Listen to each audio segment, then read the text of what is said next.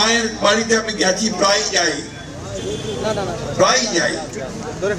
মুন্নার বাবা মুন্নাকে খুঁজতে খুঁজতে ভারতে গেছে, সেখানে প্রায় সব জায়গায় গেছে। শেষ পর্যন্ত মুন্নার বাবা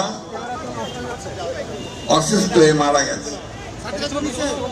এই যে ভয়াবহতা, এই যে নিষ্ঠুরতা, এই যে মানবিক অধিকারগুলোকে সম্পূর্ণ নিশ্চিহ্ন করে দেওয়া, আমরা যারা বাংলাদেশে বয়োজ্যেষ্ঠ মানুষ, আমরা কখনো এটা চিন্তা করতে পারিনি এই আওয়ামী লীগ সরকার আসার আগে। আমাদের কাছে ডিসঅ্যাপিয়ারেন্স এটা একটা বইয়ের বা খবরের কাগজের একটা তথ্য ছিল, যেটা কিছুক্ষণ আগে বললো যে ল্যাটিন আমেরিকান দেশগুলোতে এই ডিসঅ্যাপিয়ারেন্স ঘটত। আমাদের দেশে এটা আগে ছিল না। এই প্রথম এই ভয়াবহ দানব আওয়ামী লীগ সরকারের, হাসিনা সরকার তার রাষ্ট্রযন্ত্রকে ব্যবহার করে এই বিষয়টিকে নিয়ে এসে আমরা সারাক্ষণ কাজ করার চেষ্টা করেছি। আমাদের 60 লক্ষ মানুষের বিরুদ্ধে মিথ্যা মামলা হয়েছে।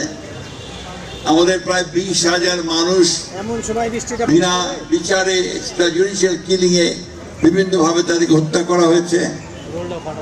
1700 এই আমাদের নেতা কর্মীকে গুম করে ফেলা হয়েছে। আমরা এখন পর্যন্ত তার কোনো সদুত্তর পাইনি। একটা কথা খুব স্পষ্ট করে বলতে চাই, প্রথম দিন থেকে আমরা এদের সঙ্গে আছি, এদের সঙ্গে নয়। আমরা বাংলাদেশের প্রতিটি নির্যাতিত নিপীড়িত মানুষের সঙ্গে আছি।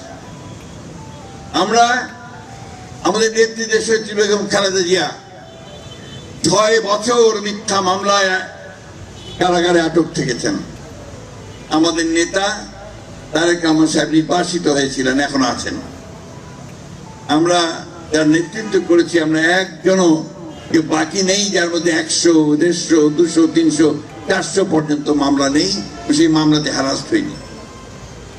সুতরাং এক কথা ভাবাটাও ভুল হবে যে বিএনপি এই বিষয়গুলোকে এড়িয়ে যাবে। বিএনপি নির্বাচন অবশ্যই চায়, এই নির্বাচন চায় এই বিচারকে নিশ্চিত করার জন্য, বিচারগুলোকে ত্বরান্বিত করার জন্য। আমি খুব পরিষ্কার ভাষায় বলতে চাই, এই